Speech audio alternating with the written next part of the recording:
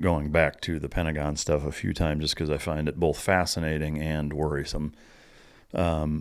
As you kind of look back now, I mean, it's been a while since you were in that position. You've seen the progression of our country go through, different administrations, the withdrawal from Iraq, having years to kind of hindsight Iraq a little bit.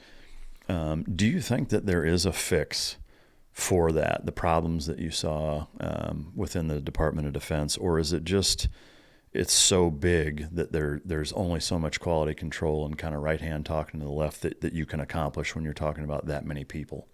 Oh no, I think it can definitely be fixed, and I think we have a decent chance with the new administration coming in of them being able to, uproot some of the weeds and plant some fresh, good vegetables in there. Because again, we got to remember the military and the Pentagon, of course, there's patriotic, hardworking people that want nothing but the best for America and freedom, of course.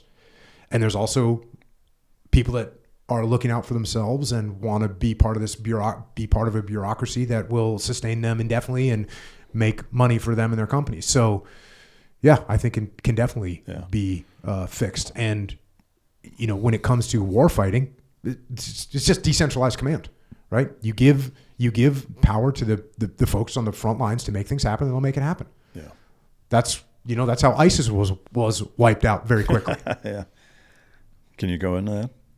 Well, I mean, or I guess I wasn't there, but I mean, when ISIS reformulated and took Ramadi and took Mosul, the U.S. government, the U.S. military was given given the leeway to make moves to make things happen.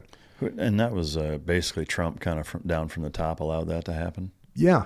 I mean, it's incredible actually. So the guy that I talked about, General Sea McFarland, who was the brigade commander in the Battle of Ramadi, he was also the guy that took the fight to ISIS, and he had a lot of free reign to make that happen.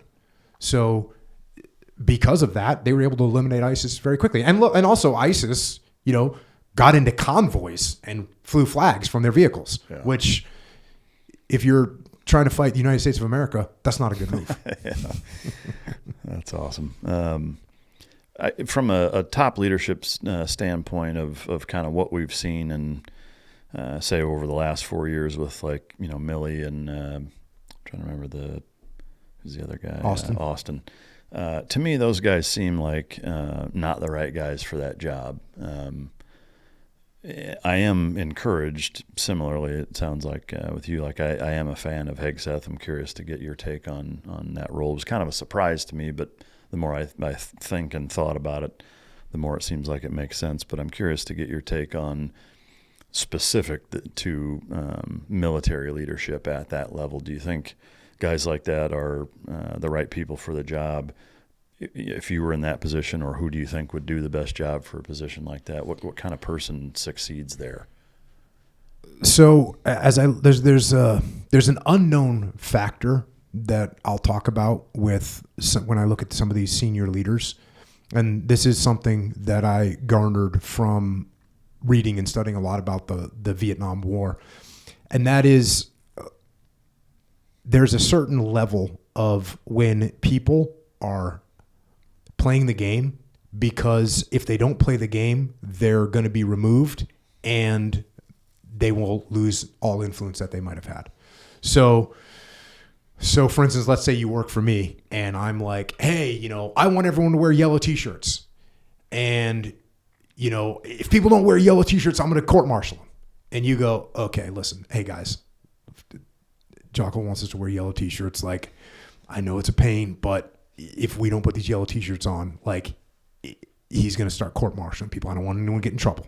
So we're doing it. Now, from the outside, here's Mike reinforcing Jocko's terrible plan. When in reality, if you go, hey, Jocko, we're not doing that, I go, cool, Mike, you're fired. Fred, make everyone wear yellow t-shirts. Fred goes, yes, sir, and does what I tell him to do, and now there's no buffer between the troops.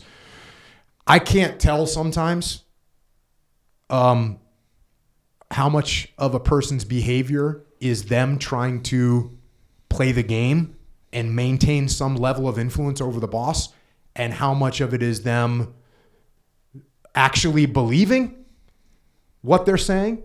Yeah. Because to me, because when it comes down to it, like it's very straightforward answers, right? What is the Department of Defense for? To fight and win wars. Like that's what we're to fight and win wars. Do you want to throw deter in there? Cool, we'll deter them too. But how do you deter? By fighting and winning, being prepared to fight and win. So whenever I hear senior leadership talking about things that don't have much to do with fight and win wars, I am suspect. I would have to get them on a lie detector to have them say, hey, you know what? Actually, I went to the boss behind the scenes and I told him that these yellow t-shirts are a bad idea. And he actually explained to me that the reason he's doing this is because there's going to be a blue t-shirt dye and he doesn't want the enemy to know that there's going to be that we ran out of blue t-shirt dye. So he's shifting us to yellow now so that the way the enemy doesn't know. And I go, oh, okay. You see what I'm saying? All of a sudden that makes sense. Yeah. But what we see on the surface, you go, what are they doing? Now, at a certain point, I start to doubt that they're just playing the game, and it starts to seem like maybe they believe some of the stuff that they're imposing on the troops, and the things that they're imposing on the troops no longer has anything to do with fighting and winning wars. It has to do with other things that don't matter. Yeah. So when you ask me about Hegseth, I think he's a guy. We need change. We need change. You know what that means? You bring in a change agent. In my opinion, from what I know about Pete Hegseth, I know him. I've met him. I've talked to him. I understand. I know his history of serving. I think he's going to be a change agent. Yeah, and I support that. Yeah, for me, I agree. When it comes to guys like Austin and Milley, if it's little things, uniforms or shit that doesn't really matter, it's just annoying. Mm-hmm. Okay, fine. To me, and where I'm glad you said, at some point, because to me, the withdrawal is that point. To say there's other points, yes, but the withdrawal is a huge. But for sure, it's like you could have resigned. If it's me, that's not even a tough decision. Like, my fucking letter is on your desk. Like, if you're not doing it this way, I'm not being part of this. Like, to kind of die on that hill of like, well, no, it's it's out of our hand. Just enforcing policy, and we're just doing what we were told. Like, you're not the guy that says that. Inexcusable and unacceptable. Yeah. So, the one of the main reasons that I have this whole idea in my head is I mentioned my favorite quote, which is "No fucking slack" by David Hackworth. Well, David Hackworth was one of the most decorated soldiers in history. He fought in the Korean War. He fought in Vietnam. He spent 4 years in Vietnam. And he did 2 tours as a battalion commander, and he was the golden child. And towards the end of his last tour, he did an interview, and he said that if we don't change the way we're fighting this war, we're going to lose, basically. He said a bunch of other things. And because he said that, and he was a senior officer, they drummed him out of the army, and he was blacklisted, and that was it. It was the end of his career. I sometimes look at that decision that he made and think, well, if he wouldn't have done that interview, maybe he would have become a brigade commander. Maybe he would have become in fact, he would have been a brigade commander. He would have been a division commander. He possibly could have, reached even more senior levels of leadership in the army. And then could he have in fact changed things? We don't know the answer to that. Yeah. And with all that being said, he had been in Vietnam for 4 years. He understood and had lost so many guys himself, and had seen so many what he calls American studs, maimed and killed, that he couldn't take it anymore. And that's why he did that interview. So I think your assessment is correct.